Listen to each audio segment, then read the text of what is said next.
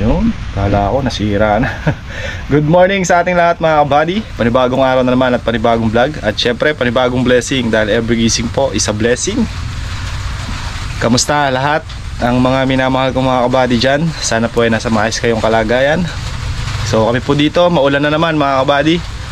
At nakapagluto na tayo ng ating mainit na tubig at saka ulam na pinangat na tilapia mga kabady. So ito, nakasalang naman yung ating kanin. So babantayan muna natin at baka mamaya ay maging triple M to mga kabady. Kaya lang bantayan muna natin. Malata, malasi, medulo. Kaya triple M. Sila Kuya Rodel tsaka sina Kuya Jun mga kabady nandun na sa dulo sa may Lucky Farm Extension, sa may silihan. Hahakutin nila yung mga binurot na sili. Mamaya tayo susunod doon kung aabutan pa natin sila. Dahil babantayan ko muna ito sinaing natin. So after nila doon dito na kami sa may sa may balag. Trabawin na natin itong balag. So baka sila Kuya Jun na lang magbaklas mga kabady. Tulong-tulungan na lang namin. Sila na lang ang kausapin natin para dito sa balag. Yung mga bata ni Brad marami pa daw silang schedule. May pitas pa sila. So yung kalamansi natin mga kabady tapos na pong pitasan. Maliliit pa yung bambunga. So kahapon natapos sa mga bandang 20 sa kabilang buwan. Pababalikan natin ulit kahit na maka ilang red bag lang para may mga pailan-ilan pa kasi na naiwan na alanganin mga kabady. Pang 2 o 3 linggo pa sa bandang baba tsaka sa taas meron pa alanganin bubuk kumbaga sa hilaw pa. Kaya mga ilang pa 2 linggo o 3 linggo pa mga kabady para makalaki pa. So medyo lumakas-lakas yung loob natin mga kabady sa ating tanglad dito sa Lucky Farm dahil may nagtanong kay Harvey kahapon about sa tanglad.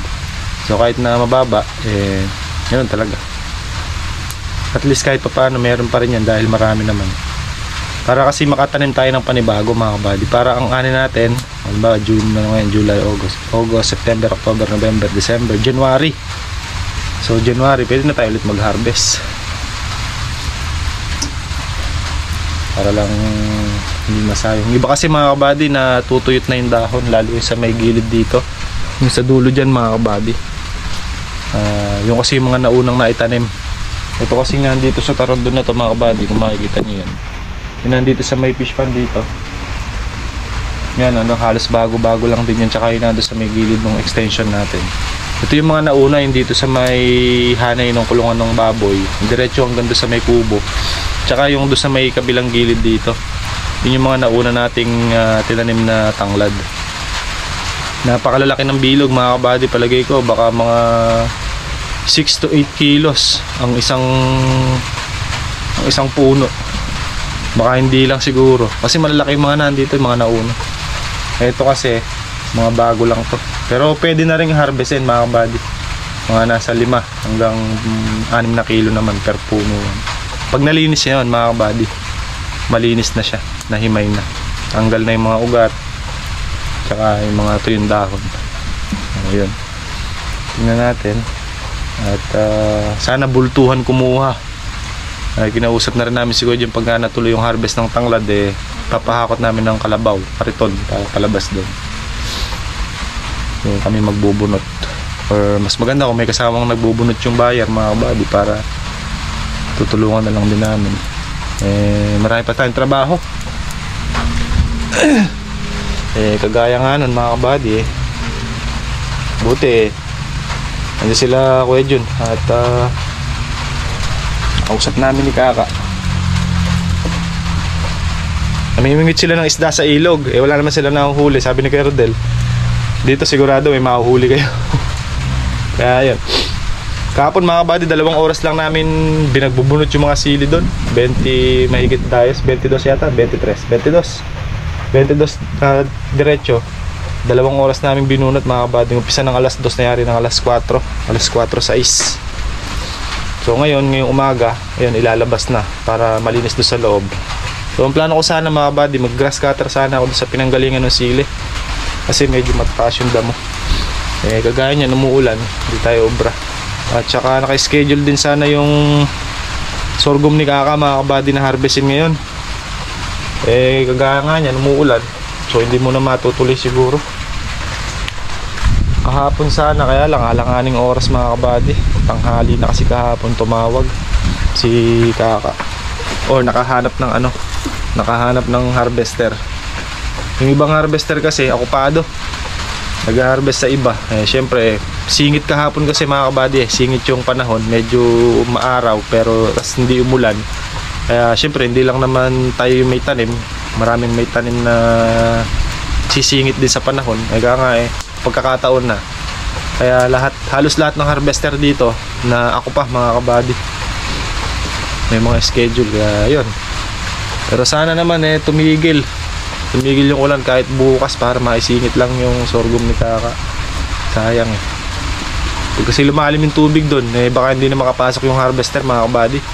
Dahil hanggang dito tubig doon mga kabady, hanggang dito, hanggang bewang pagka malalim na. Pero ngayon mga kabady, hanggang tuhod pa lang, kaya pa yun, kaya pa ng harvester.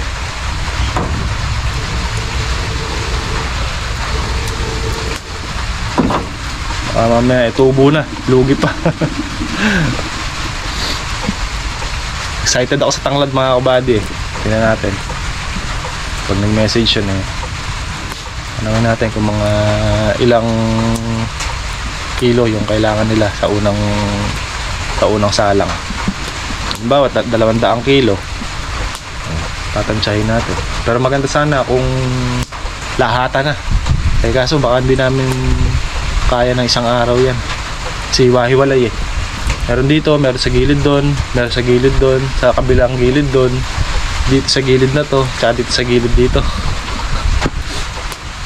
Sabi ko naman kay Kaka sabagay nandyan naman sila ko yun baka sakali kung bukas. Pero sana bukas nga mga kabady para makapagtanim tayo ng panibago. So dito mga kabady, pag na-set natin yung balag ulit dito, susugalan ulit natin ng kahit sitaw muna. Sa panag-araw na tayo tatanim ng ampalaya para sigurado. So sa sitaw, hindi naman ganun kalaki yan din ang puhunan. Siguro mga estimate ko mga 10 to 12,000. May tanim na tayo dito mga kabady. May tanim na tayong sitaw. Susugalan natin ulit. Baka sakali tayo. Laki pasasalamat ko nga, laki pasasalamat namin mga kabady dahil hindi sumabay yung tubig sa ilog sa tubig ulan. Dahil kung sumabay yun, tsak na medyo malalim dahil kargado na ng tubig dito, kasabayan pa ng baha, bugbog. Dahil mga kabady, halos mag-iisang buwan na umuulan na dire-diretso. Lalo kagabi malakas-lakas din yung naging ulan. Kaya sabi ko buti hindi sumabay yung tubig sa ilog. Although malalim siya hanggang ngayon mga kabady, pero nakalibel lang. Pero sana wag bumaha or wag lumubog. Okay na itong okay na itong paulan-ulan na lang na ganito hanggang lulubog. Nakatakot pag lubog Hindi mo alam kung ano yung masisira o pwedeng masira pagka bumabaha. Saka maraming kawawa pagka ganun. Pero gaya nga nasabi, di naman natin kayang pigilan yun, diba? Alam niyo ba mga kabady, dito sa amin maraming mga palay na pang harvest na inabutan pa ng baha, diba? Kaya kasakit yun mga kabady. Ilang 4 na buwan mong hinihintay, 4 na buwan mong pinagpapaguran, tapos one time lang mababaha. Bukod pa doon, okay na, sige, okay na yung mababa ang presyo na kahit pa paano may pambalik ka, kahit kalahati lang ng puhunan or kahit tumabla lang sa puhunan or matalo ng konti. Pero ang masakit nga, inabutan pa ng baha mga kabady. Kaya nakakalungkot na ganun yung nangyayari. Samantalang sila yung mga dahilan kung bakit meron tayong bigas or kanin sa hapagkainan. Pero pagdating ng anihan, parang ginigit-git pa yung mga farmer ng ano, 'di ba mga kabady, nakakaano. Parang ginigipit pa sila na parang no choice sila na benta nila o hindi. Ganito lang yung presyo. Walang magawa. Pero sana naman bumalik yung dating presyo ng palay, yung 18 hanggang 23. Masaya na yung mga farmers doon mga kabady. Huwag naman yung 8, 6, 10. Walang mangyayari. Kaya hindi na tayo magtataka or hindi na magtataka yung mga ano natin na ilang panahon pa pagka ganyan ng ganyan. Baka wala na magtanim ng palay, or kung meron man, ang sarili na lang siguro nila panggamit. Kasi napakamahal lang bilihin lahat. Tapos pag binili yung produkto mo, napakamura. Tapos yung iba maselan pa. Gaya ng sabi ko mga kabady, mga farmers kasi hindi naman naghahangad ng malaking kita yan. Yung makatabla ng puhunan tsaka kumita ng sapat or konti lang, masaya na yung mga yan mga kabady. Masaya na kami sa ganon.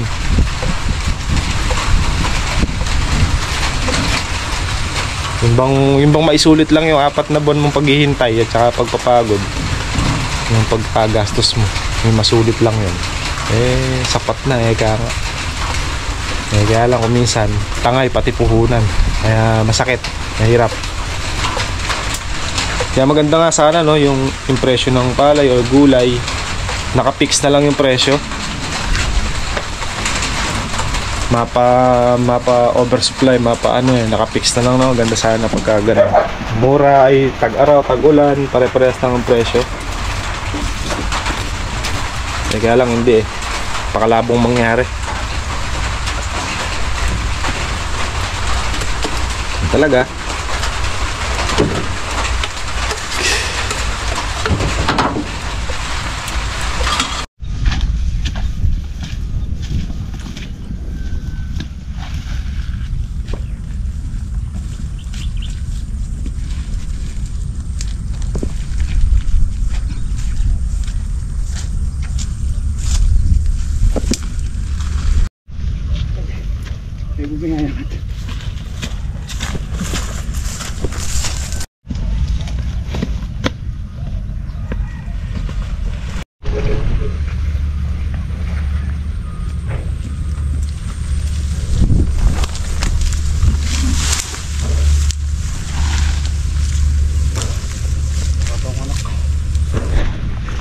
Tapos na mga kabady.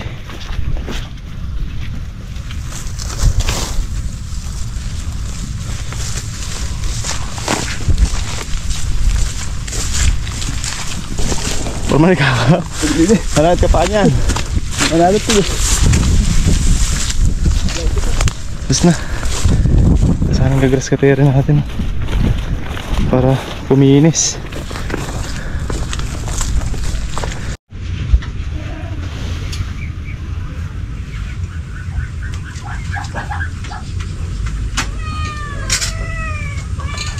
Kami na pilisa sa dinalarangan na nabi ako. Hindi na may ganyan sa buo. Tara na yan.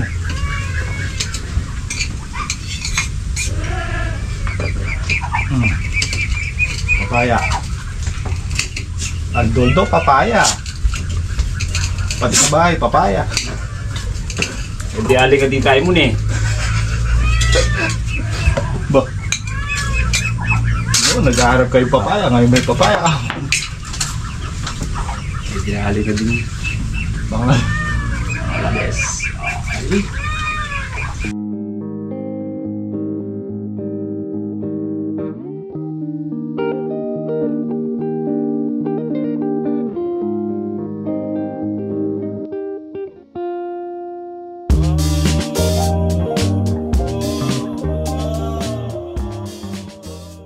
Yung pala dito namatay.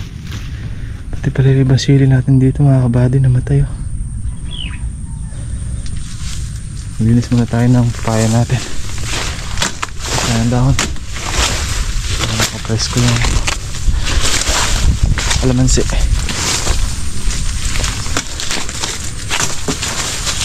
So may order ulit sa amin ngayon papaya. 8 pesos naman mga kabady. Mangat ng 2 piso ang kilo.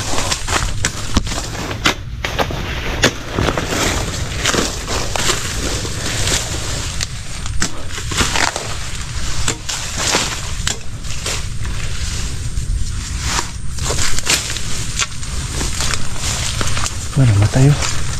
Baka mabubuhay pa yan. Baka sakali.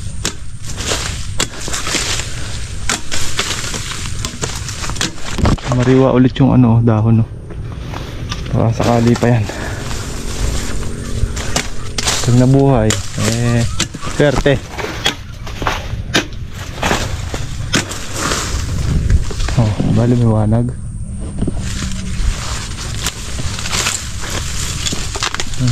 Labis na yung dahon.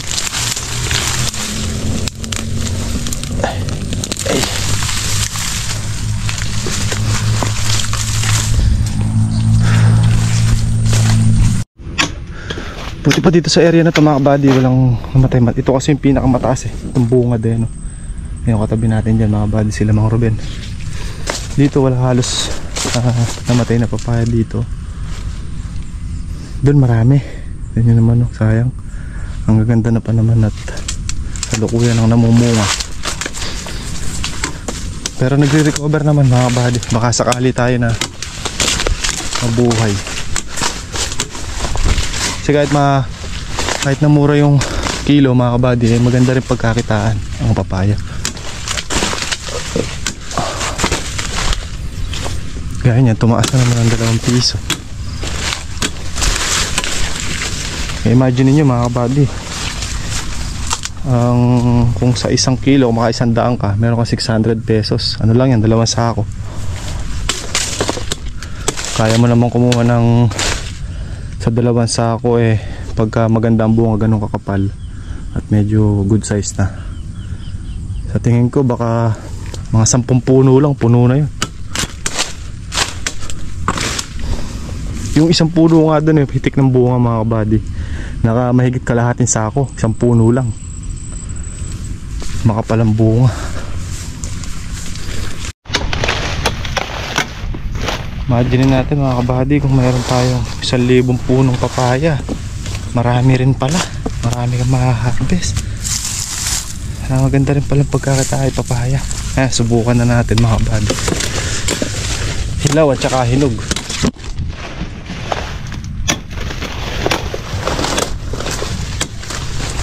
Ito yung maganda oh, paraka lang oh. Maliit lang siya.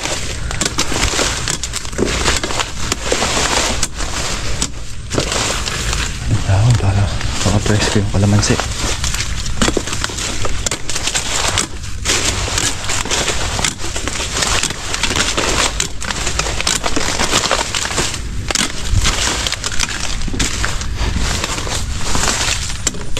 Halos may mga bunga na survive to mga kabady pag umarvest tayo dito sa susunod pag nagsilaki yan na to mga to. Yan yung mga bunga-bunga na yan mga kabady. Ay, nadami niyan. Yung hinarvestan namin na 336 kilos mga kabady, yung gilid doon na 23 puno, tsaka yung ilang puno dito sa gilid na may malalaking bunga. Tapos kahapon kumuha tayo dito, pero doon sa gawin doon mga kabady sa kabilang gilid nakakuha tayo ng 100 kilos. Pinili lang natin yung mga malalaki.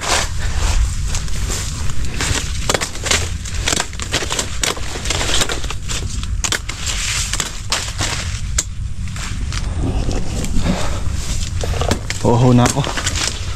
Iwan ko yung tumbler sa bahay. Walang baong inom dito. Baka bumalik sila ako dyan mamaya mga kabady at bisa nang tastasin yung balag.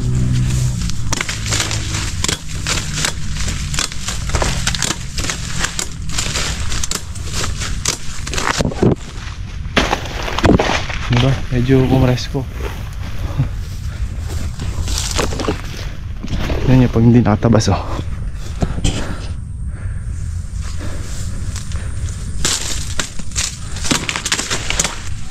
Ganyan po natin. Yung papaya ko sa bahay mga kabady. Bago na ganito nakalalaki yung bunga doon sa papaya sa bahay. Ganito. Nakaganyan. Kaya lang, tatamaan siya ng project natin. Nakakapanghinaya nga eh. Pero, tayo magagawa. Pwede nga lang ilipat yun eh. Kaso hindi na eh, matanda na kasi.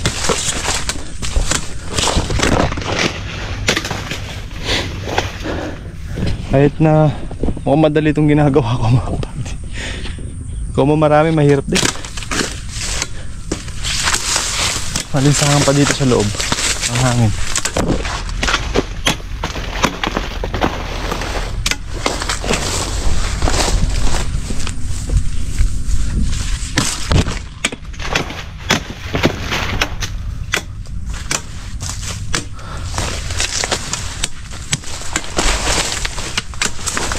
Pero ang kainaman naman mga kabady, kahit pa paano nabawi na natin yung puhunan doon sa papaya sa tabing bahay.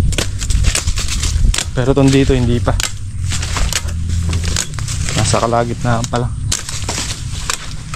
Puhunan natin dito sa mga papaya dito ano eh, may 27,000 punla pa lang yun. Hindi pa kasama yung inabono natin na pataba.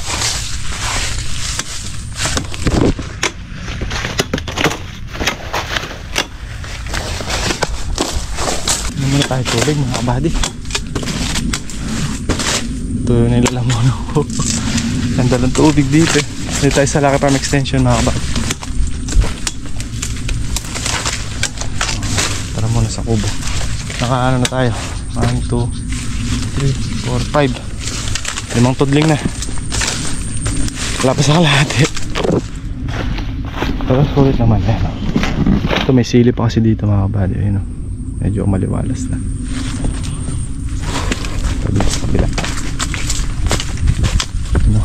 Diba? Yo, kita na yung dulo.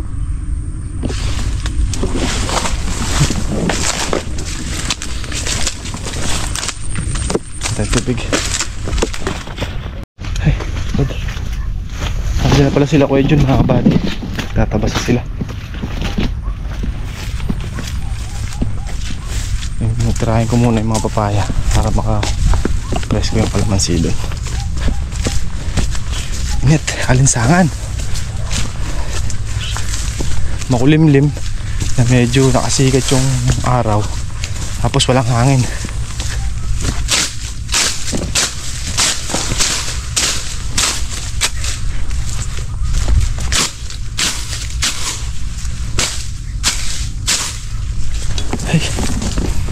Yan mga kabady oh. Sabi nila humiga yung balag neka. Neka yun.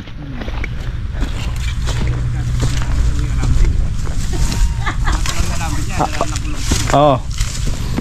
Sabi nila ko yun bumagsak daw yung balag namin. Hindi naman. Yan kabady oh. Matayo-tayo na.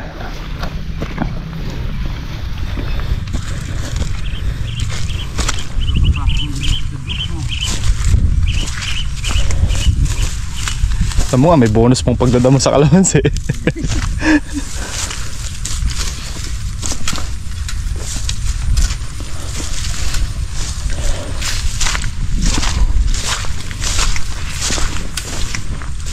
Ginasitad ko no. Nga, sayang.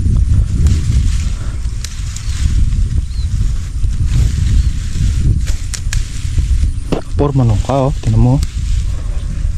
Nahukay yung nahukay doon sa poste. Ito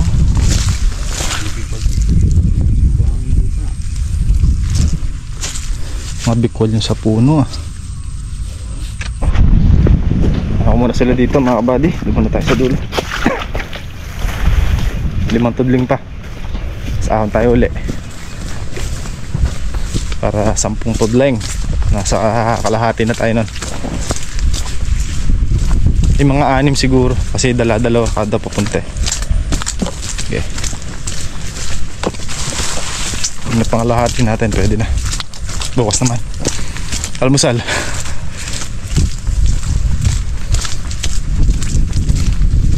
Tapos bawasan lang natin yung trabaho.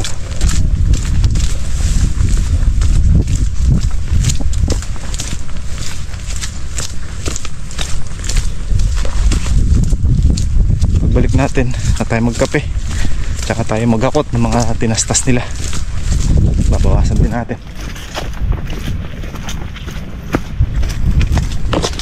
Yan yung mga lalanta mga kabadyo, pero sumasariwa na yung talbos niya. Nabulok kasi yung ilalim. So ayun, papapansin nyo medyo malambot to. Tapos mag-uugat, baka mag-ugat ng panibago. Tingnan natin. Dahil try na namin ikaka yung ganyan eh. Ginaganyan na rin siya. Tapos nabuhay uli. Diba? Amazing. Ayun o. Yumuko yung mga dahon niya. Baka sakali.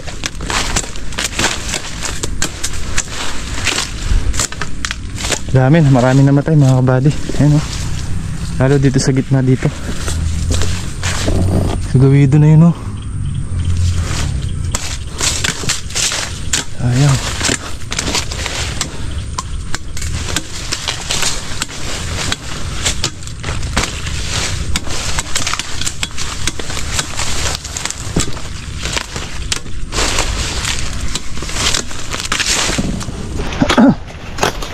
Tsaka isa sa dahilan ba't tinatanggal natin itong dahon mga kabady, bukod sa para mapreskohan yung kalamansi, delikado at malakas ang hangin,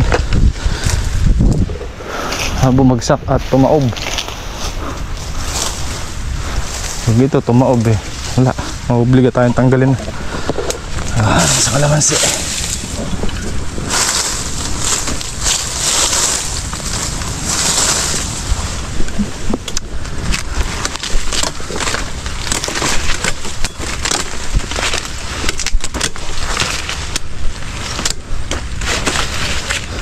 Ako sure kung makakasama sa kanila yan, pero sa akin lang eh, para kumaan-gaan yung katawan nila.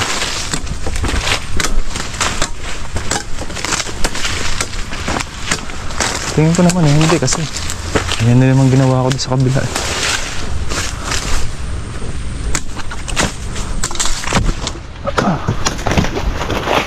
Kabady, mula na. Kumumba yung nag-grass cutter ko nila.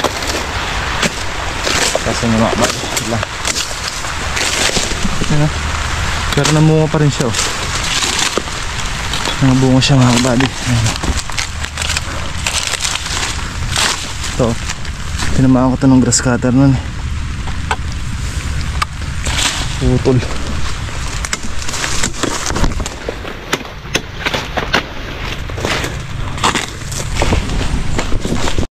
Silong tapa, nalakas yung ulan. Nasa kalahati na tayo.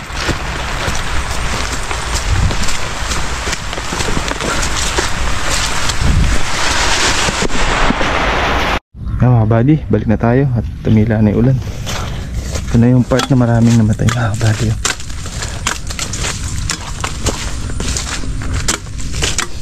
Ano? Ito nyo mga kabady.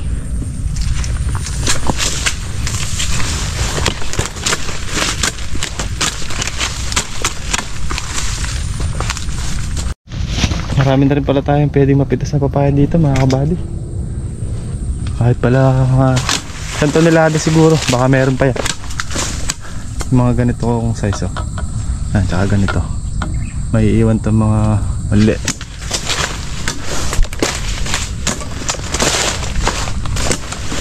Tabay muna tayo. Baka biglang umangat yung presyo eh. Oh, shortcut. Ito mga kabady oh. Tumamba na oh. Yan, nabulok ng ibang ugat niya oh. Pero buhay pa oh. Walang puno nito.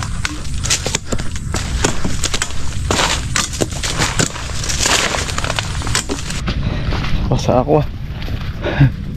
Ay mga kabady, tingin na tayo. Bukas naman. Basang-basa ako. Tagtagin tubig sa dahon.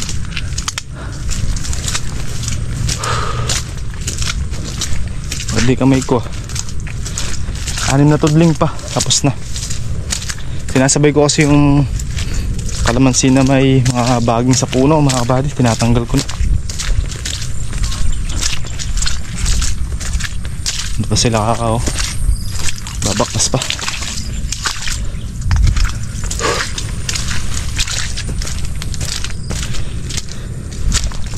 Hey. Panlata, panlambot. Mga buddy, update muna tayo dito bago tayo umuwi. So, nakasyam na tudling pero hindi sad-sad sa dulo mga kabady, hanggang dulo lang oh. Pero, ayan na, mahawig-hawig na uli.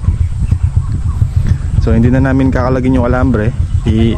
Iaangat na lang namin ganun mga kabady, sabay tali para hindi maproseso. Isang trabaho pa kasing matindi yung pagka nirolyo natin yung alambre tapos ikakadkad ulit natin. So yung alambre niya nasa baba. Pagka nakumpleto na lahat ng tulos mga kabady, iaangat na lang sabay tali. So kailangan natin ng ply, panibagong ply mga kabady.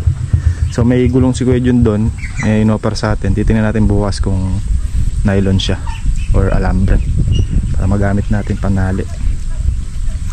Tapos ayan, ilalabas pa. Medyo maproseso din yan mga kabady. So bukas, ayan, tuloy dyan. Tapos dito naman, gawin dito. Possible yan, mga 1 linggo medyo may mukhang balag na ulit dyan. So mga 1 linggo ka, may mukhang balag na naman dito ano.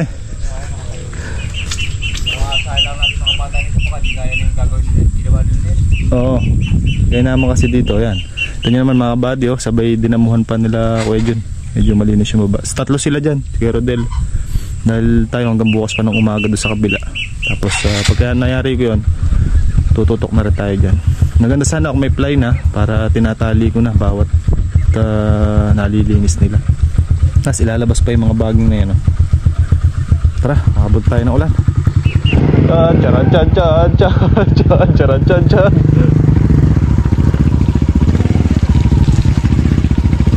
Hey, lutak ang daan.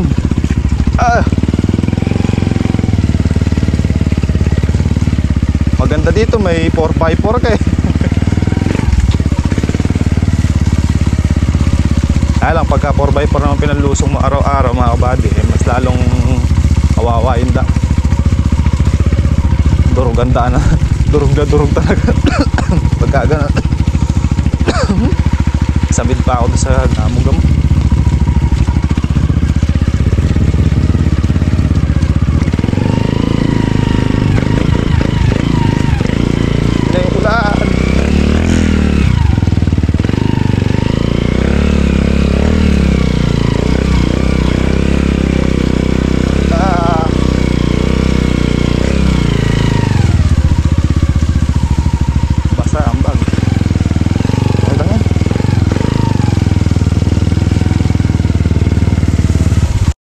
Wala sa atin na yung mga kabady oh. Tigatulak ko pa kariton. Okay. Okay. Ganun tayo. Ganun din. Basa akong basa. May lalo pa lumakas eh. Usog mga kaibigan.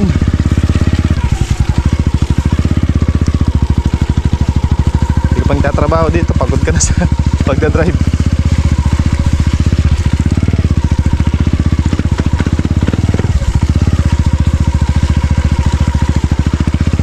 Lalaki na yung muscle mo niya natin eh.